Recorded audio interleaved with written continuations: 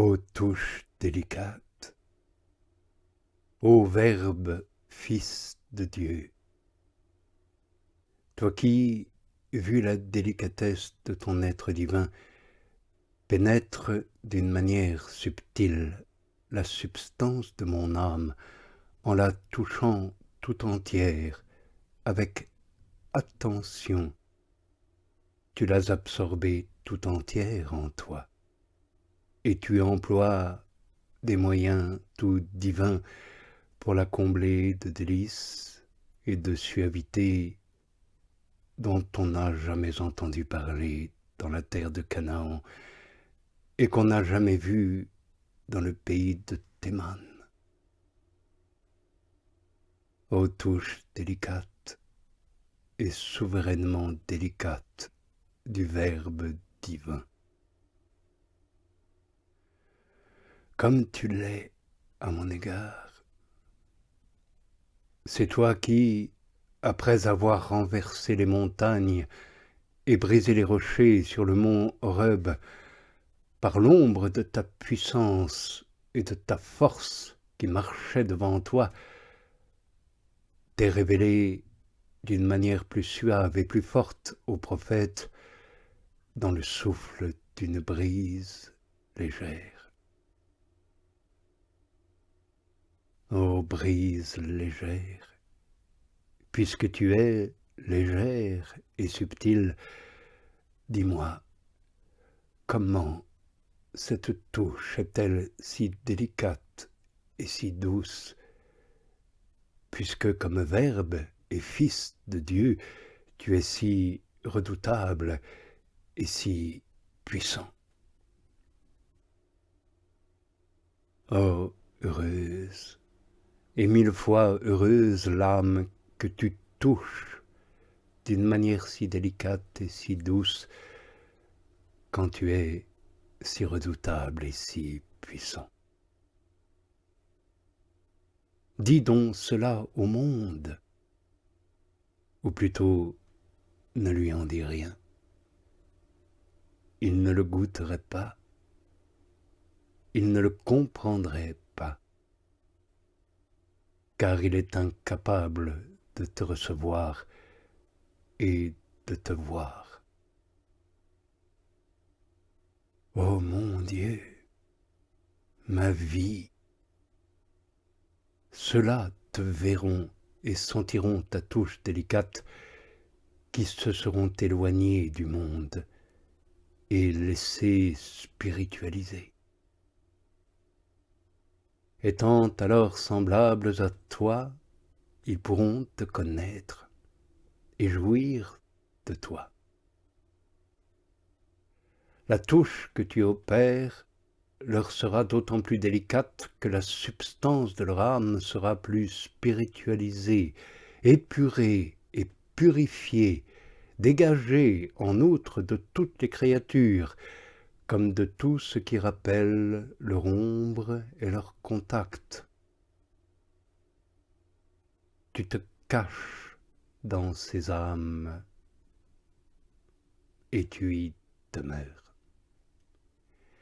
Et par là tu les caches elles-mêmes au regard des hommes et du monde, et tu les mets dans le secret de ta sainte face qui est le Verbe, où elles sont à l'abri des agitations du monde.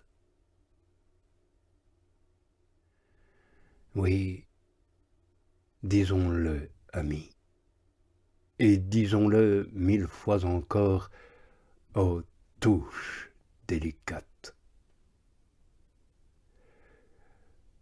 Tu es d'autant plus forte et puissante que tu es plus délicate, car par la force de ta délicatesse, tu délivres et éloignes l'âme de tout ce qui est créé, futile, passager.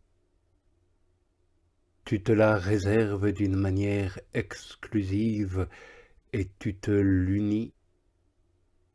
Tu produis en elle des effets et un arrière-goût si délicats que toute autre touche des réalités inférieures ou supérieures lui paraît grossière et impure.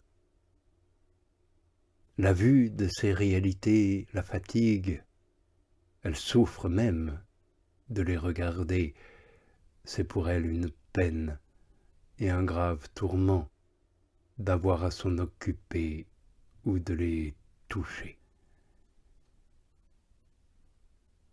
À ce point de nos réflexions, amis, il faut savoir qu'une réalité a d'autant plus d'étendue et de capacité qu'elle est en soi plus subtile. Elle est en outre d'autant plus diffusive et communicative qu'elle est plus subtile et délicate. Or, le Verbe divin est immensément subtil et délicat. Et c'est lui, la touche, qui atteint l'âme. Et l'âme est le large récipient qui est capable de contenir beaucoup, à cause de la finesse et de la pureté qu'elle a acquise en cet état. Ô touche délicate, tu te répands dans l'âme d'une manière d'autant plus copieuse et abondante que tu es plus subtil et mon âme plus pure. Il faut savoir en outre que plus la touche est subtile et délicate, plus elle communique de délices et de joie à l'âme qu'elle atteint. Mais qu'elle a d'autant moins de volumes et d'étendue qu'elle est moins subtile. Or, la touche divine n'a ni volume ni étendue, car le Verbe qui la produit est étranger à tous les modes et à toutes les manières liées au temps, à l'espace. Il est en outre exempt de toute étendue des formes, des figures ou apparences qui d'ordinaire enserrent la substance pour lui mettre des bornes et des limites. Voilà pourquoi cette touche dont nous parlons est, en tant que touche substantielle, je veux dire de substance divine en personne, quelque chose d'ineffable. Oui, redisons-le encore pour finir. Ô touche ineffablement délicate du Verbe, qui ne se produit dans l'âme par rien moins que par ta très simple substance et ton être intime. Comme tu es infini, tu es d'une délicatesse infinie. Voilà pourquoi cette touche est si subtile, si pleine d'amour, si profonde et si délicate. Et comme l'âme te le chante dans le vers suivant, elle a la saveur de l'éternelle vie. C'est en effet un certain avant-goût de l'éternelle vie que l'on savoure dans cette touche divine. Bien qu'elle ne soit pas arrivée à toute sa plénitude.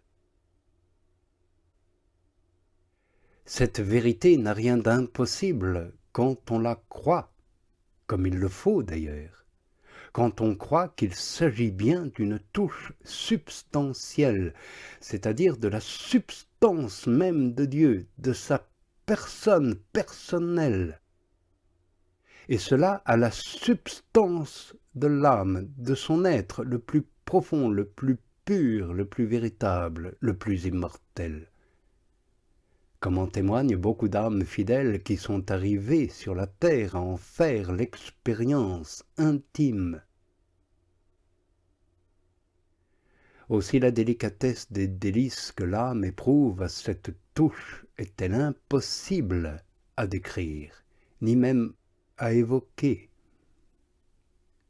Je ne voudrais même pas en parler dans la crainte que l'on se figure qu'un pareil état n'a rien de plus que ce que l'on en dit. Non, il n'y a pas de terme pour expliquer ou désigner les faveurs divines si élevées qui sont alors accordées à l'âme en cet état. Néanmoins, l'âme qui en est l'objet a son propre langage qui l'aide à comprendre cet état pour elle-même uniquement, à le sentir pour elle-même et à en garder le silence et à en jouir. Ainsi la Vierge Marie gardait toutes ces merveilles en son cœur. L'âme en cet état reconnaît d'une certaine manière que ses faveurs sont comme cette pierre précieuse qui, d'après saint Jean, devait être donnée au vainqueur et qui portait un nom écrit que personne ne pouvait lire si ce n'est celui qui l'avait reçu. La seule chose que l'on puisse dire de cet état, et on peut le dire en toute vérité, c'est qu'il a le goût de cette éternelle vie promise. Sans doute on ne jouit pas sur la terre de cette faveur aussi parfaitement, aussi pleinement que dans la gloire. Néanmoins, cette touche, dès lors qu'elle vient de Dieu en personne, en substance, a le goût de son éternelle vie.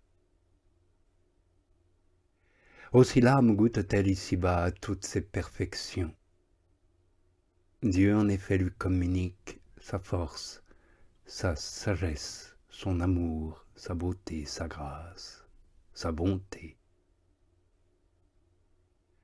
Et comme Dieu est tout cela à la fois, l'âme, en cet état, les goûte en une seule touche qu'il lui fait, et elle en jouit dans toutes ses puissances et sa substance.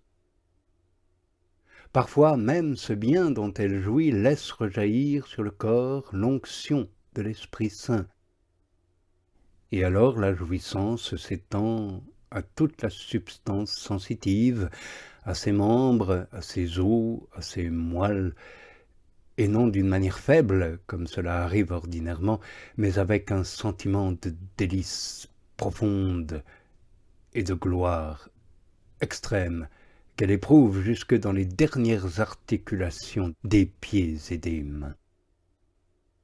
Le corps éprouve tant de la gloire de l'âme, qu'il exalte Dieu à sa manière, en le sentant dans ses os, conformément à cette parole du psalmiste, « Tous mes os te diront, Seigneur, qui est semblable à toi ?»